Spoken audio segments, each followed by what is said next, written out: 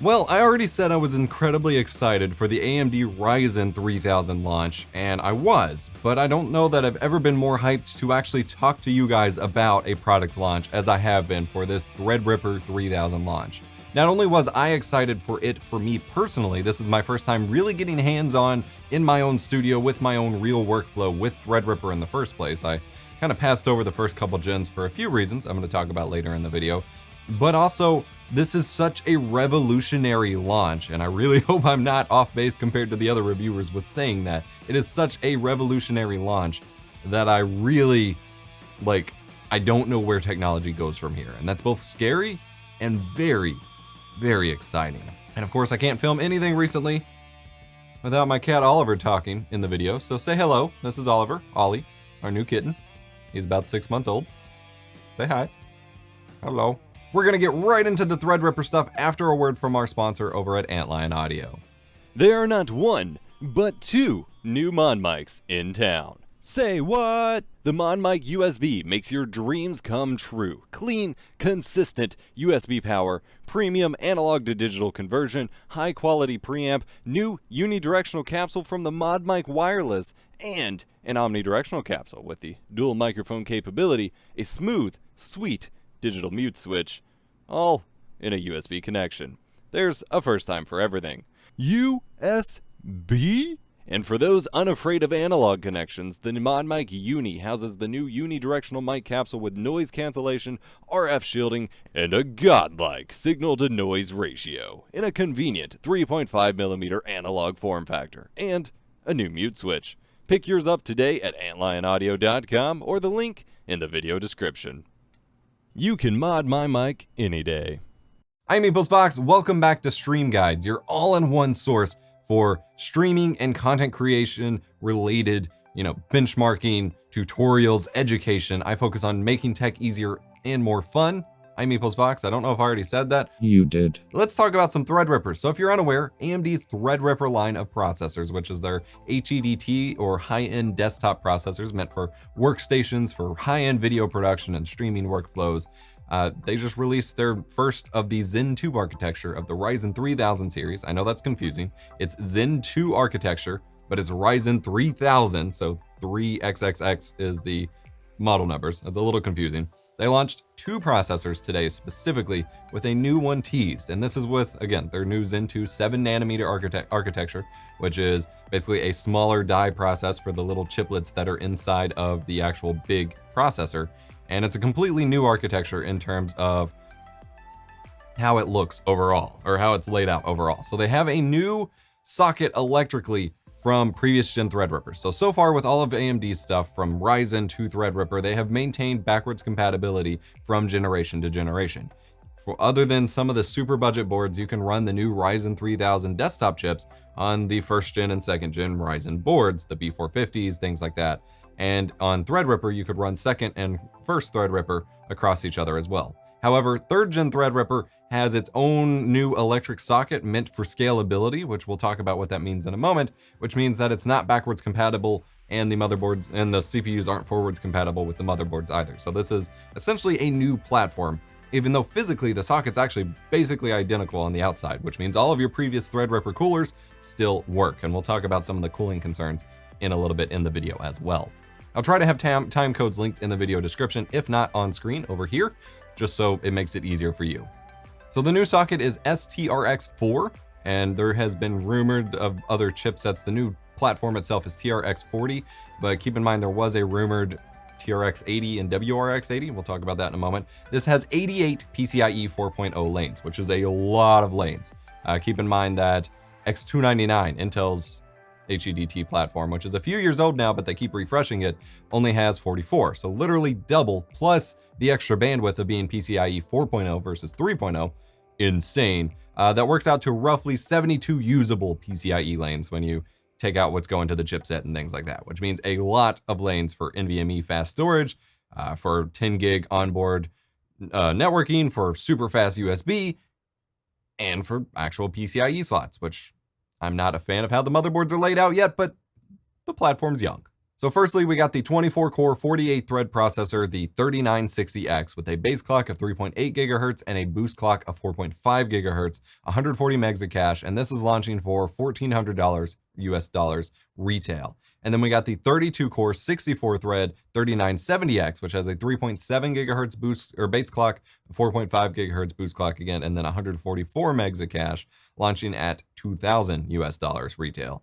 And keep in mind that the 7980XE and the 9980XE originally launched and really sold for $2,000 as well, which had fewer threads than at least the 3970X. And as you'll see in my benchmarks, even the new 10980XE from their 10th gen, which also just had its embargo release today, so I got to do some testing for this video as well, doesn't perform as well as these chips. Just keep that in mind. These processors support quad channel memory with up to 8 DIMMs, which is very exciting. That means lower latency for memory, faster throughput, faster communication to your PCIe devices, all of that jazz. And it can support up to 256 gigs of RAM, and it supports ECC on, certain motherboards, which is super exciting. So let's talk about scalability of the socket real quick, because they also gave us some information we could release today, teasing yet another processor coming in 2020, which is a 64-core, 128-thread processor, 3990X, which is a world first for desktop processors. AMD actually already has a 128-thread 64-core processor in their Epic Rome lineup, and Wendell over at Level 1 Techs has actually been covering that quite a bit, and they did a teardown of a dual 64-core system over on Gamers Nexus. He's been touring the world with this awesome system, but this is the first time it's been in a desktop chip, and it still counts as desktop even though it's HEDT. Now we have very minimal specs available to it.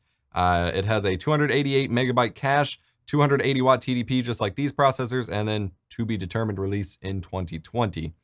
And with that scalability, I start to wonder if that's where those rumored TRX 80 and WRX 80 chipsets for this platform that were rumored a few months back may actually come into play, because they use the same socket, but the platform itself has a bigger chipset, which may bring the 128 PCIe lanes that Epic Rome has over to desktop instead of the 88, which would be really nice to see for someone like me. I just made a whole video detailing me trying to temporarily switch to the Epic system because of the PCIe slots, and I ran into some compatibility issues, but specifically those lanes are what's really desirable for me. So I'd love to see that. They were also teasing 8-channel memory with those rumored chipsets as well. So that would be pretty cool to see, but none of that is confirmed or at all released just yet.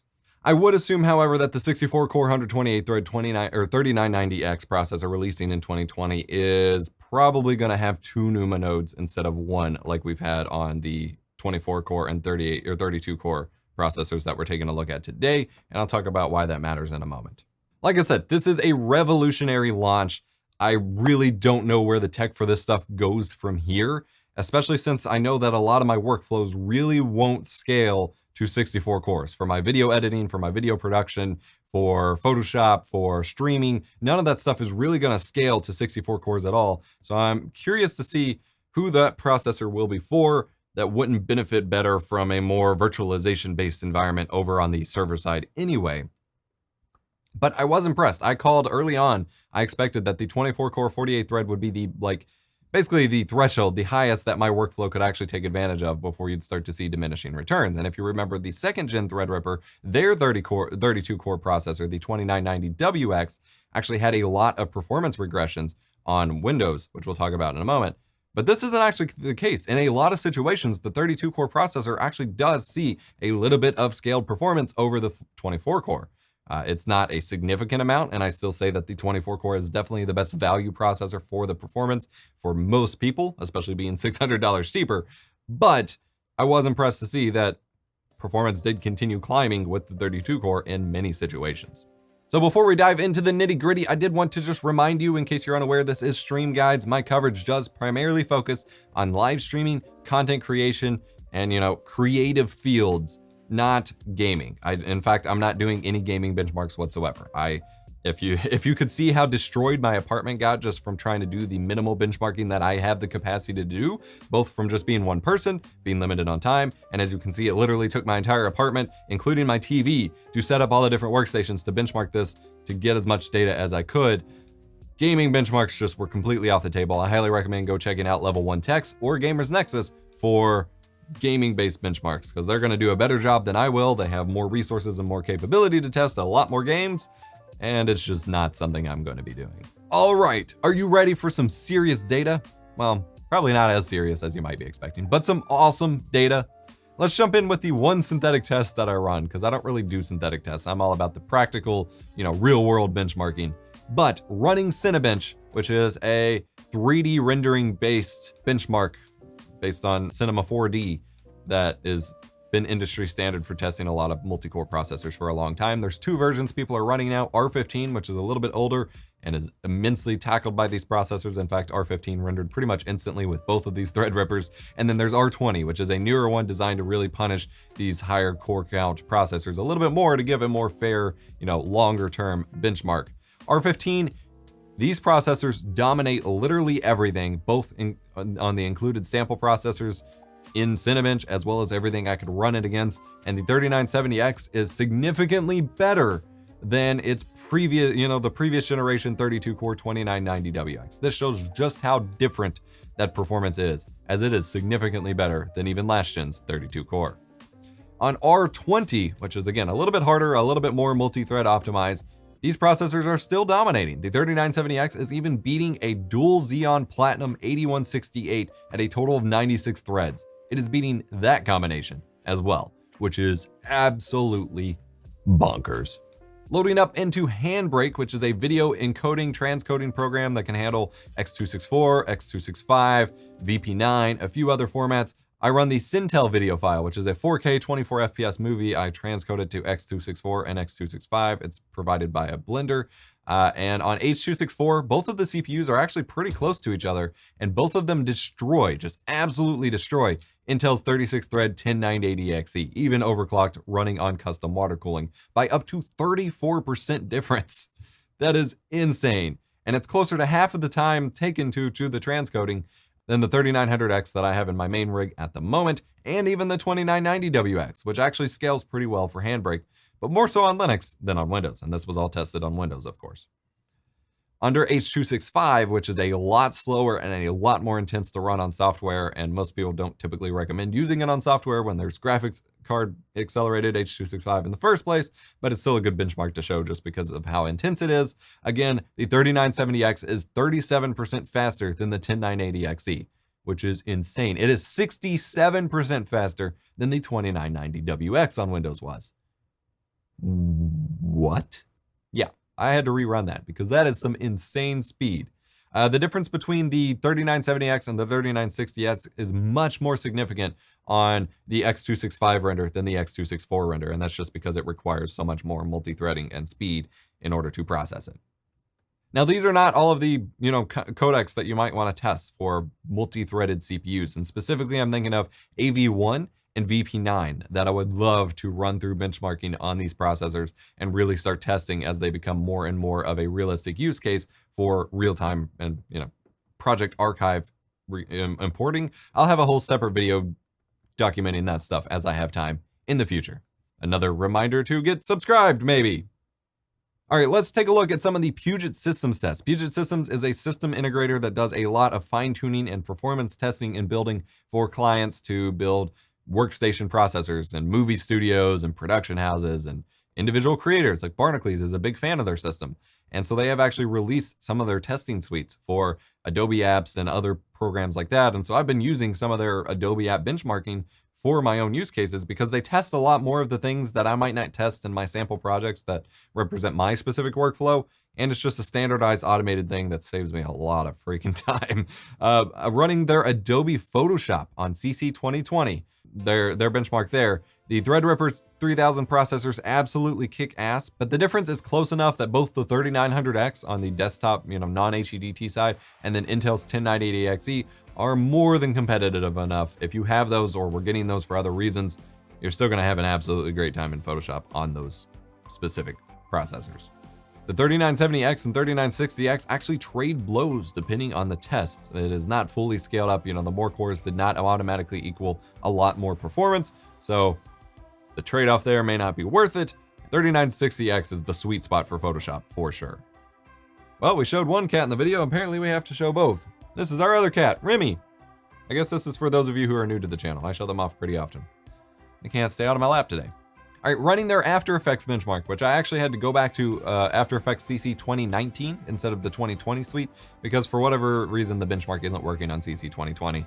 The same as before, you see linear scaling from the 3600X all the way up to the 3970X. Still a decent leap overall from the score of the 10980XE by, a good amount here.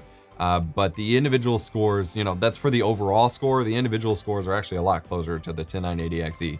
And again, trading blows with the 3960X. It is not an even performance scale from 24 cores to 32 cores. Running on Premiere Pro's 2020 version, which has a lot of performance updates, and I really haven't had time to dig into those, but a lot of people have been saying that it performs significantly better, although a lot of that is GPU based. And I was testing both of these systems on my RTX Titan for an even playing field, as well as my 3900X, but testing Puget's benchmark on Premiere Pro 2020, this actually breaks the norm of the other benchmarks where you saw, it was close enough for the 3900X and the 10980XE were still more than good enough. In the Premiere test, the two Threadripper chips absolutely destroy the 3900X and the 10980XE, and even the 2990WX by a long shot. It's actually pretty ridiculous, and the 3970X clearly beats the 3960X. Now, I did want to note that, again, the 10980XE and the 2990WX were running on an RTX 2080 Ti instead of my RTX Titan, but this actually shows that the GPU isn't fully relevant because the 10980XE on the 2080 Ti was still beating my 3900X on the Titan. So if it was fully GPU reliant, the Titan would carry the 3900X to victory. That didn't happen here. They also have a benchmark for DaVinci Resolve, which is really cool. I did not know about this. I would have been testing this a long time ago, but they have their own DaVinci Resolve Studio benchmark. I've been talking about DaVinci Resolve as a great video editor that actually has a free version. It is some of the most reliable and highest performing video editing software you can use, as long as your needs can fit within the more limited package compared to Adobe's full CC suite. I tested with two codecs, basically I built a small 5.5 minute project that represents what one of my videos might look like. So I've got a plethora of different codecs as source footage, H.264 recorded from a variety of different sources, such as from a camera, from OBS, from a game capture. I've got an H.265 source, GoPro Cineform codec, DNxHR codec, ProRes codec, Blackmagic RAW. I've got transitions. I've got clips over top of each other. I've got denoising applied to one or two of them. I've got a warp stabilizer effect applied to a couple of them, and I have a LUT applied to a few of the clips, all put together in this one package to represent what one of my videos might look like without running these massive multi-hour tests that I was doing before. And then I rendered that out to an H.264 file, not using NVENC, and to a DNxHR file at HQ 8-bit. And I typically also include a Cineform test. However, a couple of my rigs were crashing on the Cineform render for some reason, and I really didn't have the time to figure it out. So I'm omitting that here, but the Cineform is usually somewhat on par with the DNxHR renders, but the DNxHR codec just scales to multi-threads way more than most of the others, even ProRes and Cineform. So there would be a performance difference here. And I also included a second entry for the 3960X using my RTX 2080 in place of the RTX Titan, just to show how big of a difference the GPU makes. And the results were pretty close, but you can see, how they turned out here. I'm still super, super happy with the difference to these Threadripper chips, but maybe not from the 3960X to the 3970X. Again, if you have the 3970X, those 32 cores certainly aren't going to slow you down. There's no regression here. But you're not getting necessarily $600 extra worth of performance, because that's almost the full price of a 3950X. So I also wanted to test Plex. As you guys know, Plex is a recurring sponsor here on my channel. It is a great all-in-one solution for managing your digital media files, organizing them, streaming them to multiple devices and family and friends and things like that. Fantastic service. I have a full tutorial series up on my channel, linked to the description below, as well as affiliate links to get a Plex Pass and blah, blah, blah, blah, blah. I talk about this all the time. I will have a full breakout video detailing these tests in more detail and doing more testing, because I found some interesting results that I wasn't able to fully follow up on in this video. But I was able to, I made a video in the past talking about how surprisingly difficult it was to transcode a 4K Blu-ray rip to 1080p or to other devices that couldn't play it natively. Both my 6900K, which was my best processor at the time, and my dual X5560 or 5650 Xeon rig, both of them were just unable to do it whatsoever. and I've struggled on a lot of hardware.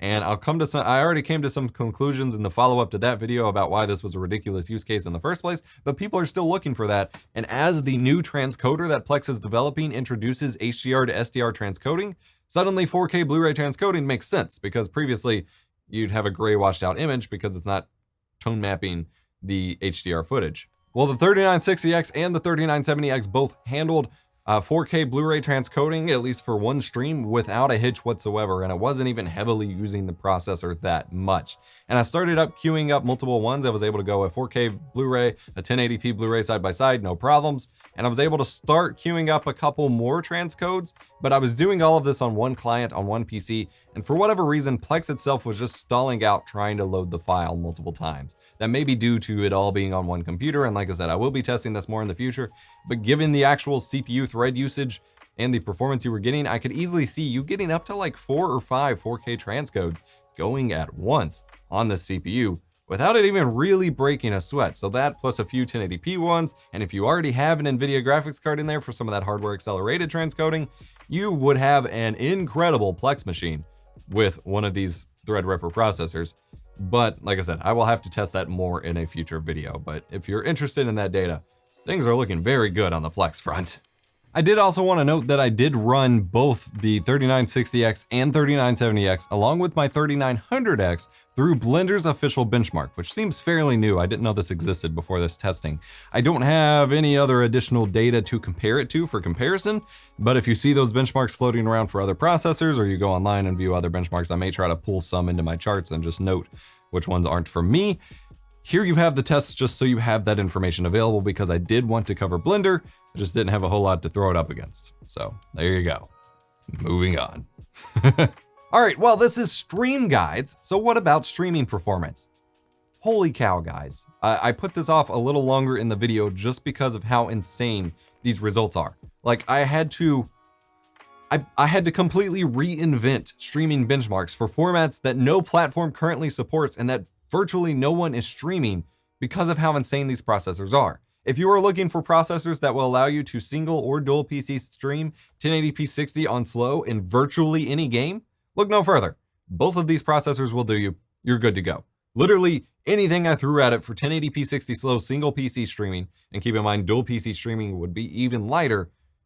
No dropped frames, no skipped frames. Keep in mind I was running OBS as admin for the render lag fix. I cover this in a video linked in the description below. But between that fix and the power of this processor, X264 slow at 1080p 60 was literally just possible for everything. Now, I still don't encourage people to use slow presets for X264. I have a whole video about this. I'm actually going to be doing an update video to this probably sometime in January or February, because I think I have a better stance to kind of angle it to make it make a little bit more sense. But it can do that on everything. So what if we went further? What if we went beyond? What if we went to a whole new level? Well, that's what I decided to do. A lot of people have been pinging me on Twitter and sending me clips on Twitch because people have started experimenting with streaming 120 FPS to Twitch. And I have a whole video coming about extra details associated with that, but just talking about raw performance here, oh my God, it's actually possible without just a graphics card. And this is on a single PC setup, single PC streaming while you're gaming on the same system. Both CPUs can do 1080p 120 FPS at X264 medium single PC streaming with minimal hiccups, the biggest ones being in Rocket League and CSGO. Virtually all the games had like 0.1% frame skips or frame drops from encoding lag, which is not much more than you might encounter during a normal long live stream. So there technically was a little bit of encoding overload, but nothing that would actually be like a consistent noticeable problem for your viewers by any stretch. 1080p, 120 FPS, medium X264 preset, 100% doable in probably most games. What? Now pushing that further, and again, I don't recommend people do this in the first place, but it's still something to benchmark that people will ask about. 1080p, 120 FPS at slow is still a problem in pretty much every game except PUBG, specifically on the 3960X. The 3970X actually saw regressions here in terms of performance compared to the 3960X at 1080p 120 FPS slow in some games, because more cores is not always better. I've talked at length about how X264 is only able to scale to so many cores based on your resolution, and the 64 threads of the 3970X is just too much to really see a performance increase, and so you actually start to see a performance decrease. But again, slow and any slower preset than that are not designed to be run in real time in the first place, and you actually run into a situation where you're testing this where you don't actually see high CPU usage. It might be around 8 or 10%, but you're still getting just constant encoding lag, and that's just because the processor is unable to keep up with those render targets of how quickly it needs to render and encode each of those frames, and it just can't keep up at all, even though it's not like maxing out the CPU or anything, because that's not really how it works. Now, locking down with thread limiting, like I've talked about in previous videos, locking down the number of threads that X264 can utilize on the 3970X might fix some of your issues here if you already have one, but certainly don't go buying one expecting this to make things better. Okay, that's 120 FPS. What if we go higher res? I've mentioned before, but if people already think that 1080p is okay to stream at only 6 megabits per second, when a lot of us agree that that's not a high enough bitrate for 1080p, well, then I would think that with a max bitrate of 10 megabits per second for Mixer, that some people are going to start wanting to push 1440p to it. So how does that streaming situation turn out? 1440p 60 at X264 medium was perfectly fine in PUBG, Apex Legends, Modern Warfare, Dota 2, and Counter-Strike Go on both machines. Tekken 7 gave some issues, though I wouldn't recommend streaming on the slower CPU usage presets on a single PC stream for a fighting game anyway, because those are so frame-specific sensitive that I don't think the fighting community would ever support doing something like that, but it did give some issues at 1440p 60 medium. 1440p 60 slow was mostly not a good idea whatsoever.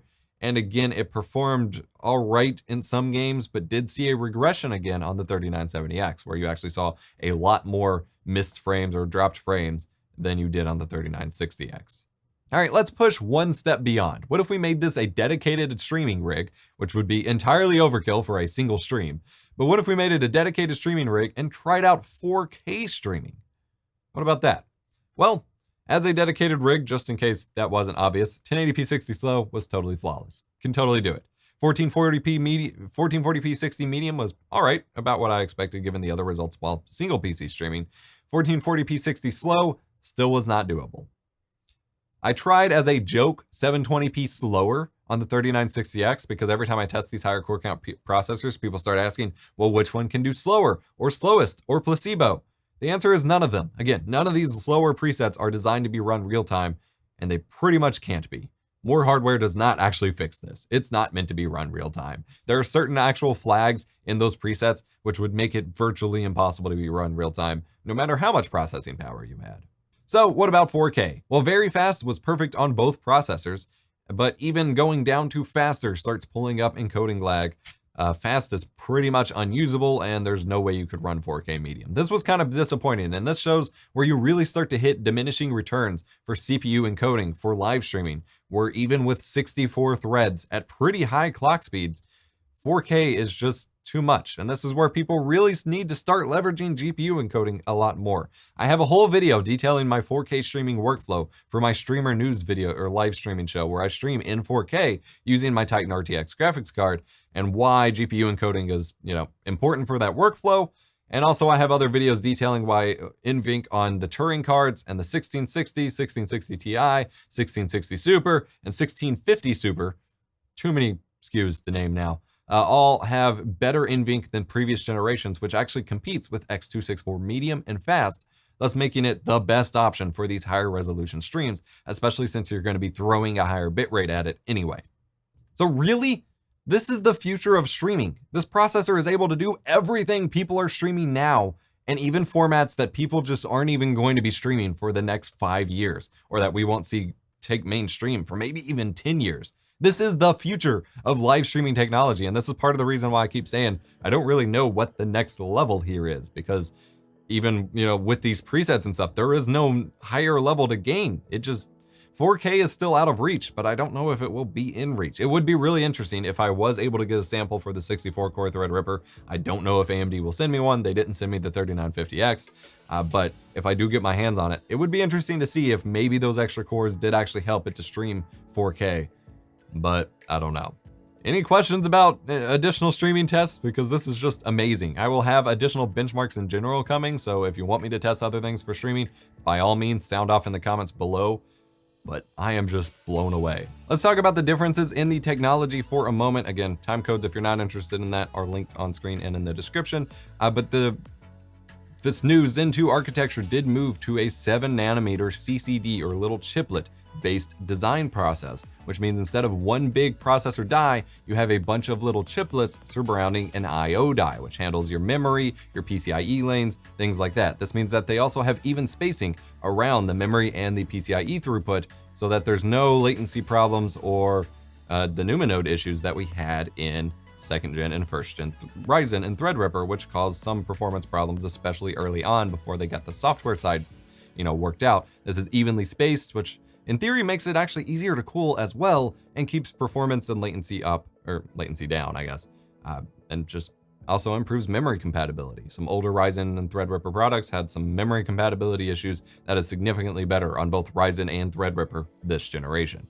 You're also looking at better single core performance on Threadripper this time around. For once, for pretty much the first time in a very long time, you can have your HEDT workstation-based hardware and all of the great, enormous multi-threading performance that comes with that without losing any single core gaming performance, which is bonkers. Again, actual gaming benchmarks, go check out Level 1 Techs or Gamers Nexus, but oh man, these are still great for gaming as well, which is pretty crazy. Typically, big multi-core processors like this lose out on single thread performance, and that keeps up here. These chips are also more power efficient, and they have PCIe 4.0, which means so much more bandwidth for devices and throughput and things like that, which is, as someone who needs a lot of expansion cards and a lot of high-speed data for my uncompressed video reading and writing and all of my crazy projects, heck yeah. You will hear me mention a few times in this video a topic about NUMA nodes. This stands for non-uniform memory access, which is basically the way that the different parts of the processors, because for example, I mentioned this is divided up into multiple chiplets, usually 4 chiplets of 6 to 8 cores for these Threadrippers. In previous generations, they were divided into 2 NUMA nodes, which meant that one of the virtual processors, basically, this is a not entirely accurate, but dumbed down explanation. One of the virtual processors had to communicate through the other in order to access memory or I/O die things like that, which meant that specifically last generation Threadripper, the 2970X and the 2990WX, actually saw significant performance regressions on Windows because the Windows scheduler was not able to account for that. And you just saw a lot where literally the 2950X was beating both of those higher end processors on Windows. On Linux, it was a little bit more improved in specific applications, but it was still a tough sell, and there were still some issues with that. That is completely resolved here in this generation of Threadripper. The scalability is totally there. And you could actually notice that they were confident enough in that fact by launching the 16-core 3950X as a Ryzen chip instead of a Threadripper chip in the first place. I think this allowed for them to do that. AMD has also worked with Windows to improve the scheduler in the first place for Ryzen 3000 and made it all one NUMA node so that, all of that is very much improved. Speaking of the 2990WX and all of its performance regressions, I actually have a server project coming soon with one of those. So get subscribed for that if you're interested. I haven't returned to my server series in a little while. I've been very busy, but I'm stoked. Let's talk about motherboards and the platform in general before we wrap up here. The press kit came with 2 specific motherboards, but obviously there will be more at launch. I just don't have access to that information at this point in time. I received the Asus ROG Zenith 2 Extreme and the MSI Creator TRX 40 motherboards. Both of them are great. Both of them are eATX, I believe. The Zenith 2 Extreme has 8 DIMM slots up to 256 gigs max, supports ECC and non-ECC memory up to 4600 megahertz officially supported. That is an overclock, but that is really fast. It has 3 onboard M.2 slots, 2 are on the front, 1 is on the back. I would not recommend putting a PCIe 4.0 drive on that back one because it will get no airflow and it won't support the thicker heat sinks, and you'll see a lot of throttling there, but still good for a Gen 3 one or 3.0 one. And then it has the DIMM.2 sled, which can support up to 2 more M.2 drives for a total of 5 NVMe storage or SATA if you want. It does support the SATA M.2 storage drives, which is bonkers. I plan on taking full advantage of that, and I'll talk about that in a moment. It has 4 PCIe 4.0 x 16 sized slot with 2 being X16, 2 being X8 or X8, X4. It has 4 USB 3.2 Gen 1 ports, 7 USB 3.2 Gen 2 ports, one USB 3.2 Gen 2 X2, which is 20 gigabits per second. Some of the platforms are calling this Lightning USB, even though that's Apple's connector, and this is to avoid it being Thunderbolt, even though Lightning is still Apple's name, like Thunderbolt. I don't know what's going on here. I don't know why Thunderbolt keeps getting excluded from these desktop platforms. It needs to stop. Thunderbolt, please. And then it has 3 USB 2.0 ports, which is actually still important to include. It has Wi-Fi 6, an Intel gigabit LAN port, and an Aquantia 10 gigabit LAN, which I will be taking full advantage of. Having that on board saves me one of my needed slots, so I can have more expansion without a 10 gigabit NIC, and it has Bluetooth 5.0. It has 2 USB 3.2 Gen 2 Type-C front panel connectors for maximum input and output to cases that I'm pretty sure don't exist yet, but you could add your own. I did modify one of my previous cases with USB-C. It has 8 SATA ports. It has 3 12-volt CPU power ports. One is a 6-pin and 2 are 8 pins, and you need at least 2 of them connected or you're gonna get errors at boot and probably have some stability errors due to how much power this draw is. It's redonkulous. Has some usual ROG Sonic sound card stuff. It's EATX size. It has active fans on the VRM, which is pretty cool. It takes crazy high loads to actually kick in, so no extra noise other than when it's necessary. But there is a shroud over top of it to keep the airflow moving when the fans are running, but this actually impedes passive cooling. So if and when the fans die, you might actually run into more cooling problems here, which is a little concerning. Those fans are really tiny. The fan on the chipset actually takes a lot to kick in as well and is fairly quiet in my testing. There seems to be a fair amount of fan headers, although the AIO water pump header is all the way in the bottom right, which just seems really far away for some reason, but whatever. There's a power button, an easy reprogrammable button that by default is just set to reset, and then there's a freaking LED display on the little IO VRM bridge that shows your different boot states. So when it's going through memory, CPU, VGA, through your boot process, and then otherwise just sits there showing your CPU temps, which is freaking awesome. Keep in mind those CPU temps are measured at the actual the socket itself versus the die, so that it's going to be a little less accurate. Like I noticed a 10 to 15 Celsius difference between what that was reading and versus hardware info, with hardware info reading hotter temperatures. The MSI Creator TRX40 has similar RAM support and RAM requirements, ECC, non-ECC, 256 gigs. It says it's rated up to 4666 megahertz, which is a little faster. I don't know what RAM kits you're actually running for that, but if you're doing some crazy overclocking, there you go. It has really great finned VRM, so that's nice to see. It only has 2 CPU power plugs, but they will both be needed. Again, Wi-Fi 6, gigabit and 10 gigabit LAN, the 20 gigabit per second USB, Lightning USB. Again, what the heck's going on with that? You've got 5 USB 3.2 Gen 2 ports, 4 USB 3.2 Gen 1, 4 PCIe slots, again, 2 X16, 2 X8, but they're full 16 size slots, which is necessary. Only two onboard M.2 slots instead of 3, but then it comes with the dual slot add-in card for up to 4 M.2 NVMe drives, which you can then RAID up together, and it has active cooling, which will work really well for those Gen 4 NVMe drives, which is really cool. So we'll talk about that in a moment. And then it only has one front USB-C 3.2 Gen 2 header, and then it has the normal debug LED readout and power and reset buttons. Both motherboards have RGB header support, although I noticed on the Asus board when I connected the DIMM.2 sled, it actually blocked. It has 3 or 4 different RGB headers, but the ones up by the RAM slots, the DIMM.2 sled actually blocked one of the RGB headers that I was using for my test bench. So that was annoying and weird, but the boards are very cramped. These are nice motherboards. They seem high quality. They support a lot of things that the more gaming enthusiast market might want.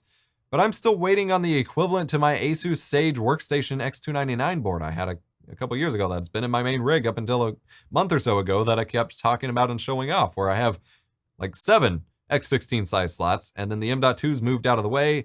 Take the M.2 vertically like that one would, that would actually be better for the Gen 4 SSDs that have the big beefy heatsinks, because as is, the big beefy heatsinks actually prevent you from putting some expansion cards in the PCIe slots, because whatever shroud or whatever from those expansion cards gets blocked by the height of those PCIe or those M.2 coolers.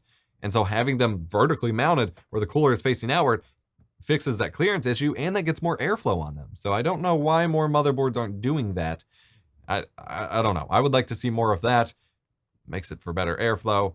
There's still no direct Thunderbolt 3, as I mentioned. Don't know what's going on with that. It might be doable if you can get a hacky workaround without the pins. I know Wendell was working on some of that for Threadripper 2, but nothing officially supported, but we'll have to see what ASRock or Gigabyte are doing, but I'm still disappointed in that. When I was listing my dream, expansion and PCIe layout, I wanted all 7x16 slots like on my workstation board, 10 gigabit Ethernet, and Thunderbolt 3 on board, and we're not getting the Thunderbolt 3.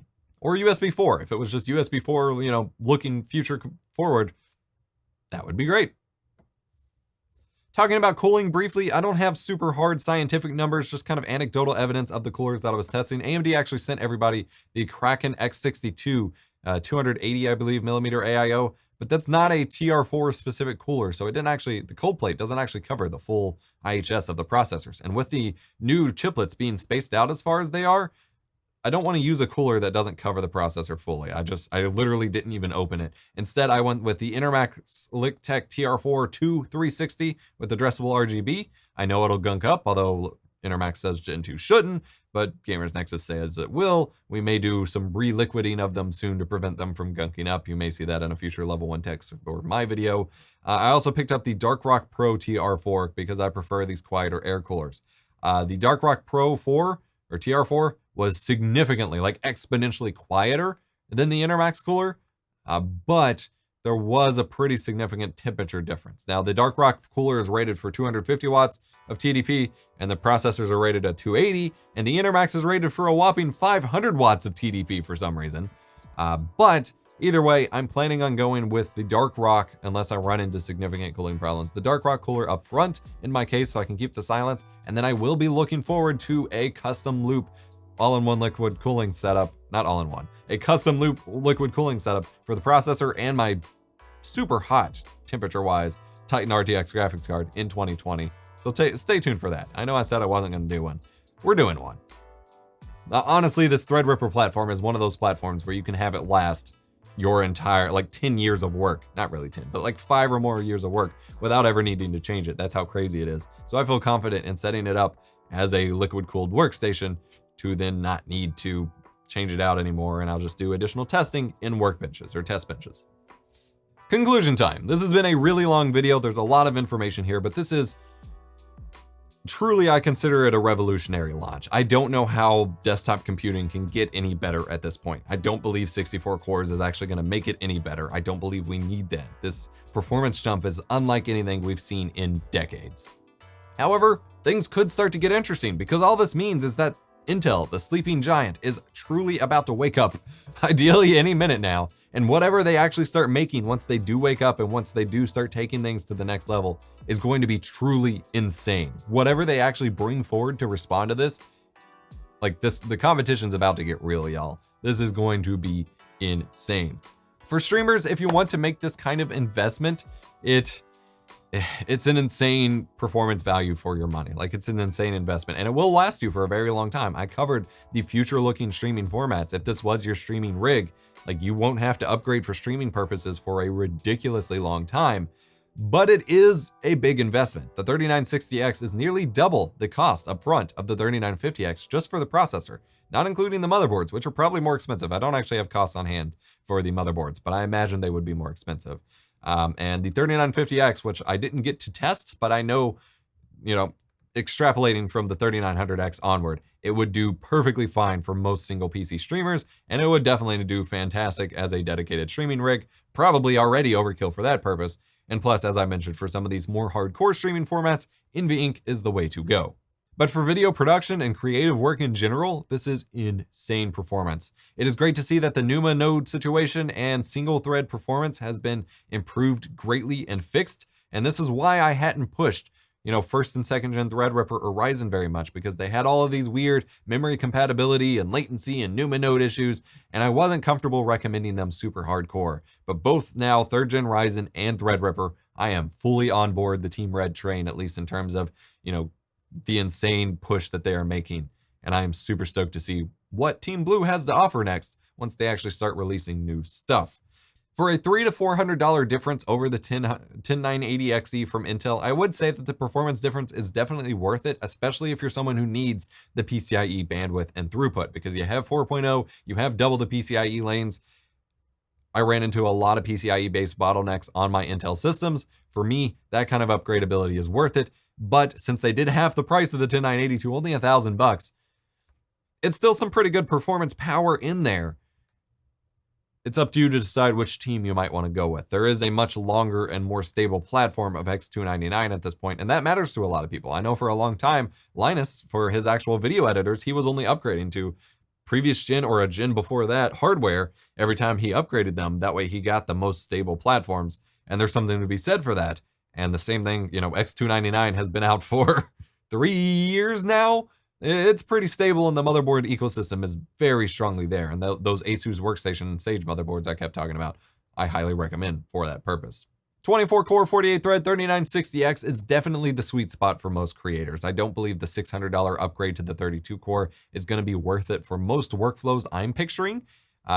If you have one that you think it would be more worth it for, sound off in the comments below. For me, I'm actually going to be using the 24-core. The 32-core is going to be reserved for more dedicated encoding tasks or something like that. Speaking of which, I will have a dedicated benchmarking video coming in the future covering Waifu 2X and the Anime 4K and those Video 2X, those other video upscaling algorithms that have been becoming super popular. I'm actually really happy with the results. I've been experimenting with upscaling my Dragon Ball GT remastered DVDs, and the results it produces are phenomenal. However, I keep running into situations where it's primarily using my graphics card instead of the processor, which is fine. If that's the fastest way to go, then so be it. I do want to mention that, but I want to see if CPU is a better way to go for whatever reason, if these higher thread count CPUs would actually kick some serious ass for those purposes. Do let me know what more stream guides and, you know, tutorial or benchmarking coverage of these processors you guys want to see. This revolutionary, I want to get as much information and testing and just crazy use case scenarios going as possible for you guys. Let me know in the comments down below what you want to see. Again, stay tuned for custom water cooling loop on my system when I swap this over here in 2020. A lot more awesome content coming in the future. This has eaten up a ridiculous amount of time, so I've kind of got to stabilize my workflow a bit. And of course, we have the Thanksgiving holiday this week. So a lot going on here, and I do want to try to get at least 1 or 2 holiday related videos like buyer's guides or something have been requested quite a few times over for you guys. We'll see as I can get all of this. Thank you so much for watching this extremely lengthy episode of Stream Guides. I'm EposVox. You guys are amazing. Go subscribe on Floatplane or Patreon to get early access to videos and behind the scenes content. And we'll be covering Navi's encoder updates very soon too. That's been very much requested. I'll let you get out of here. I'll see you next time.